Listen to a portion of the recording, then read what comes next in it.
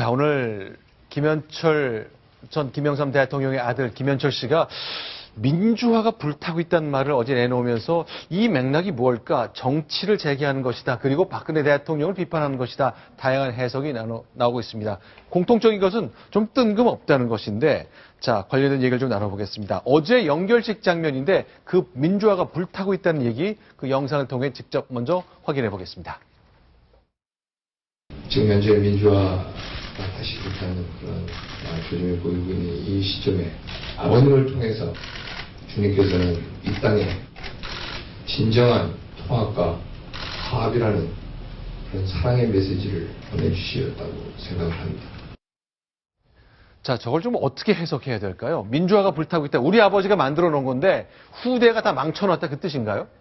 네, 일단 두 가지 정도로 해석할 수가 있겠습니다. 네. 첫 번째는요, 현재 정치 상황이 뭔가 잘못됐다.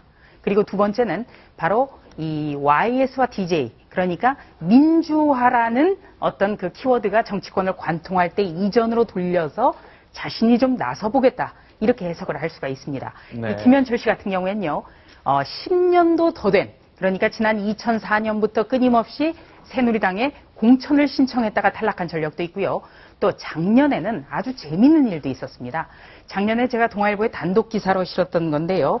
작년 6월에 그러니까 서울 동작에서 네. 보궐선거가 예고가 되자 네. 권노갑 상임고문을 찾아갑니다. 아, 김현철 씨가요? 네. 그래서 이 상도동이 보궐선거가 치러지는 서울 동작을에 소재를 하고 있는데 네. 이 동교동계와 상도동계가 하나 된다는 차원에서 내가 좀 공천을 받았으면 좋겠다. 야당의 공천을 받았으면 그렇습니다. 좋겠다. 네, 여기에 대해서 권노갑 상임고문은 그건 말이 안 된다. 시대가 지났다. 이미 누구의 아버지의 아들 때문에 공천을 주는 일도 없고 진정으로 정치를 하고 싶다면 이 아버지의 정치적 고향인 부산에서 밑바닥에서부터 그리고 또 무소속으로 기반을 닦는 것이 훨씬 더 중요한 것 같다. 이렇게 답변을 했습니다. 자, 많은 분들이 이제 김현철 씨의 총선 출마 가능성, 왜냐면 이제 아버지의 부담을 주고 구속까지 됐습니다만 18년 정도 시간이 지났거든요. 그쯤 지났으면 된 것 아니냐라고 생각하는 분들도 있습니다. 저희가 오늘 오후 3시쯤에 저희 시청자 여러분께 카카오톡을 통해서 의견을 좀 부탁드린 게 있는데 다양한 의견 주셨거든요. 잠시 후에 저희가 소개해드리겠습니다만 많은 분들이요. 김태현 변호사께 질문 드릴게요. 많이 잊었어요. 1993년부터 97년 이 YS 정부 5년 동안 소통령 김현철이 어떤 모습이었는지 단적인 얘기를 하나 좀 소개해 주십시오. 어떤 위치에 있었습니까? 예, 소통령 김현철 호주 소산이라고 불리기도 하고 그 당시에 이제 국정에 굉장히 많이 개입을 했다라는 얘기도 있고 물론 김현철 소장이 당시에 긍정적인 한국 정치에 기여한 점도 있습니다. 96년 총선에 공천을 진두지하면서 우리나라 최초로 여론조사를 도입한 공천을 실시한 어떤 그런 공도 있으나 문제는 국정 개입의 문제가 있었다는 거죠. 이게 뭡니까? 자, 저 출처는 잃어버린 운영, 칼국수에서 IMF까지는 저 책은 뭐냐면 동아일보에서 그 YS 정권이 끝난 다음에 DJ 정권 초기에 YS 정권이 있었던 비사들을 모아서 기사로 낸 것, 그것을 책으로 묶은 것인데 거기 나온 대목입니다. 국가와 민족을 위해 대통령과 소장님께 충성을 맹세합니다. 이게 뭘까요? 김영삼 대통령이 맹세인데. 그렇죠. 김영삼 대통령의 정권을 장악한 다음에 가장 잘하는 뭡니까? 하나의 척결입니다. 네. 수많은 별들이 떨어졌습니다. 그러면 그 떨어진 별자리를 누군가 메꿔야 되는 거죠. 네. 어떻게 보면 새로운 군부 인맥이 형성될 수밖에 없는데 그렇게 형성된 새 군부의 어떤 수장들이 전부 다 김영삼 대통령과 김현철 씨에게 충성을 바쳤다는 겁니다. 김영삼 대통령에게 충성을 바친 건 이해할 수 있죠. 국가원수에게 충성을 바치는 건 어떤 건 너무나 당연한 겁니다. 하지만 문제는 소장님께 충성을 맹세합니다. 이 소장님이 당시 소통령 황태자로 불렸던 그렇죠. 김현철 씨죠? 김현철 소장이고 당시에 저런 A4 용지 하나에 가진 편지도 보내고 그 대상자로 낙점된 사람들은 시내 호텔에서 김현철 소장과 면접을 보면서 밥도 먹고 그래서 충성서약을 받았다는 건데 어찌됐든 간에 김현철 씨가 다시 정치를 재개할 수도 있겠습니다만은 과거에 했던 국정 개입의 문제, 그 문제를 어떻게 넘어설 것인지가 김현철 소장의 정치적인 어떤 재기 여부의 재기 여부의 성패가 달려있다고 볼 수 있을 것 같습니다. 김현철 씨가 올해로 57세거든요. 사실은 이렇게 대한민국의 장성들에게 사적으로 만나 당신과 아버지께 충성을 하겠다고 하는 충성서약을 받았을 때가 30대 중반의 나이예요. 그렇죠? 네, 그렇죠. 자, 이게 전부 다 이제 동아일보 취재한 겁니다만 그 관련된 사람한테 직접 들은 건데 저희가 많은 분들이 기억하시겠습니다만 김현철 소장의 육성이 담긴 게 유일하게 공개된 사례가 있죠. 자, 어떤 상황입니까? 이제 김현철 소장이 네. YS 재임 기간이었던 95년에 네.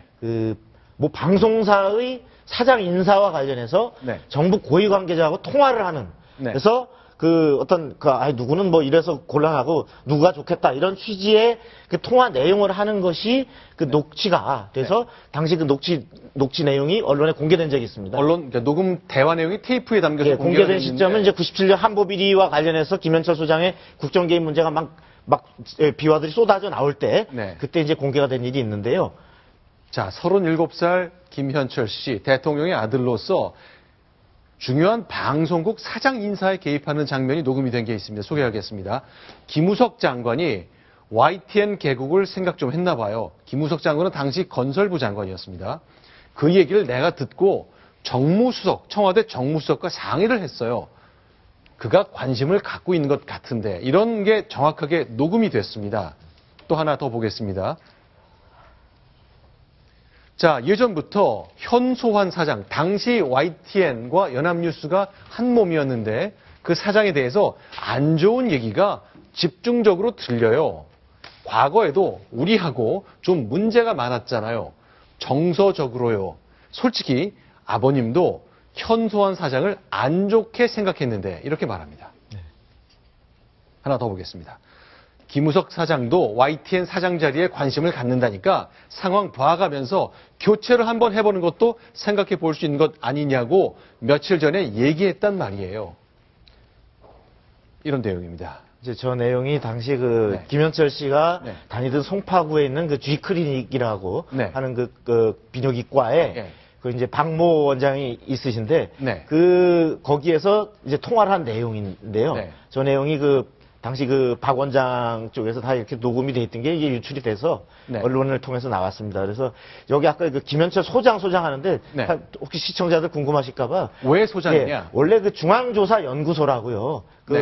YS의 야당 시절부터 민자당 시절부터 여론조사를 통해서 어떤 선거를 준비하고 이런 과정에 말하자면 1급 참모입니다. 네. YS의 대통령 되기까지의 1급 참모로서 중앙조사연구소라는 여론조사 기관을 통해서 아버지를 정치적으로 사실 뒷받침해오다. 네. 취임한 이후에 정작 대통령이 된 이후에도 사실은 그러한 정치적인 조언을 넘어서서 네. 더 나아가서 어떤 국정 개입, 특히 인사 개입을 많이 사실은 했고 네. 저 부분을 YS도 사실은 알면서도 많은 부분을 묵인하는 그리고 그런 형태로 나중에 저것이 이제 국정을 농단했다. 그래서 네. 소통령이다 이런 것까지 터져 나오게 되는 그런 과정의 한 단면이 아까 통화 내용이라고 할 수 있겠습니다. 자, 지금 이제 YTN 인사 개입한 육성이 공개된 직후에 동아일보가 보도한 건데 KBS 사장 인사에도 관여했다 이런 보도가 나왔습니다. 다만 저게 이제 관련자의 증언이고 육성으로 공개된 건 YTN 사장 개입 그것이 유일한 것 같습니다. 자, 이렇게 지금 현철 씨의 출마 얘기가 나오는 게 아버지에 대한 호감도가 너무 좋아지고 있는 지금 시점하고 딱 맞물리는 것 같아요. 갤럽이 여론조사를 오늘 한 거죠. 네. 네, 갤럽이 여론조사를 했는데요. 이 YS 서거를 계기로 해서 해봤습니다. 네. 그런데 5일간의 국가장 기간 동안에 고인에 대한 업적이 재조명되면서 그러니까 예전에는 IMF라는 어떤 국가적 재난을 불러온 분 이렇게 기억되다가 다양한 YS에 대한 업적이 재조명되면서 YS에 대한 호감도가 정말 급상승한 결과로 이어졌습니다. 호감이 간다가 51%가 나왔습니다. 그러니까 절반 이상의 국민들이 YS에 대해서 YS를 추모하는 기간인데 호감에 대한 감이 좋아졌는데 자, 8개월 전인 올 3월 달에도 비슷한 조사를 했었잖아요. 네. 3월에도 네. 같은 주제의 조사를 했었는데요. 이때는 호감도가 19%에 지나지 않았습니다. 네. 그러니까 19%에서 51%까지 그냥 껑충 뛴 거죠. 네, 이런 YS에 대한 호감도 국민들이 그를 추모하면서 갖게 된 좋은 감정들이 김현철 씨가 내가 정치를 재개해도 되겠구나 하는 생각을 갖는 거였는데 저희가 오늘 오후에 카카오톡을 통해서 시청자 여러분께 의견을 여쭈었어요. 저희가 좀 의견을 들어봤는데 그걸 하나씩 좀 소개해드리면서 얘기를 좀 나눠봤으면 좋겠습니다. 자, 국정 문제를 물러나게 한 장본인인데 자중하길 바란다. 내가 불효했구나. 하고 반성하길 바란다 하는 의견을 주셨군요. 예, 또 하나 의견. 김영삼 대통령 추모 사업에 전념하는 것이 맞다고 생각합니다. 이런 의견도 있고요. 계속 뭐 부정적인 의견들이 좀 많이 올라오고 있는 상황이네요. 예, 계속 푹 쉬었으면 좋겠습니다는 굉장히 아주 뭐 안 좋고 냉소적인 의견도 있고요. 아버지의 100분의 1만이었어도 국회의원 시켜줘야죠. 이런 의견도 있어서 대부분 물론 이게 뭐 모든 시청자의 의견을 대변한다고 볼 수는 없지만 일단 저희 뉴스탑10의 카카오톡으로 의견 주신 분들은 대부분 김현철 씨의 어떤 정치 재개에 대해서 정치 활동에 대해서 굉장히 좀 부정적인 인식을 가지고 있다는 것을 알 수 있을 것 같습니다. 그런데 아까 이제 조수진 차장이 권농옥 고문에 이제 조언 소개해드린 것과 비슷한 내용도 좀 들어왔더라고요. 네. 자, 아버지 고향이 이제 부산이나 거제로 내려가서 정말 밑바닥부터 무소속으로 시작해서 여러 가지 검증을 받는다면 기회를 줄 수 있는 것 아니냐라는 의견도 좀 있었습니다. 그거는 이제 바닥부터 시작을 해야 된다는 거고요. 네. 제가 처음에 말씀드린 대로 이 김영삼 전 대통령, 그러니까 아버지는 아버지고 아들은 아들일 뿐입니다. 지금까지 묻혀 있었던 김영삼 전 대통령의 업적이 재조명된 것은 아주 바람직한 현상이지만 그렇다고 해서 우리가 김현철 씨가 반드시 정체 입문을 해야 되고 또 그것이 어떤 후광 효과로 이어진다? 그거는 장담할 수 없습니다. 일단 김현철 씨는 새누리당을 통해서 2차례 공천 신청한 적이 있습니다. 현재도 새누리당에 있는 여의도 연구소 부소장직을 맡고 있는데요. 자, 2012년 공천에서 죄송합니다. 예, 당을 떠났죠. 예, 바로 전직이죠. 잡습니다. 예. 일단 이 2012년 공천 신청했다 탈락된 이후에는 박근혜 대통령에게 굉장히 좀 감정이 좋지 않았던 모양입니다. 당시 이런 인터뷰를 했습니다. 확인하겠습니다. 저는 이번 공천에서 박근혜 위원장에게 완전히 속았습니다. 새누리당 탈당을 선언합니다. 저의 모든 것을 다 바쳐서 새누리당의 비열한 공천 사기극을 심판해 나갈 것입니다. 박근혜식의 추악한 정치 보복과 테러를 타도하는데 앞장서 나갈 것입니다. 네, 제가 착각을 해서 좀 잘못 소개를 드렸습니다만 일단 그 3년 전 공천 탈락한 후에 고강도 비판을 하고 당을 떠난 거군요. 네, 저 장면은요. 네. 이 공천 탈락도 아니고 비리 혐의를 들어서 당시에 경선에 참여하는 기회가 박탈되자 네. 탈당하는 모습입니다. 네, 그러니까 예전 90년대에 있었던 그 비리에 대한 그 그림자가 아주 짙게 드리워서 아직까지도 영향을 좀 미치는 것 같군요. 알겠습니다. 자, 김현철 씨, 과연 어떤 선택을 할지, 우리 국민들이 어떻게 받아들일지 전적으로 국민들 생각이죠.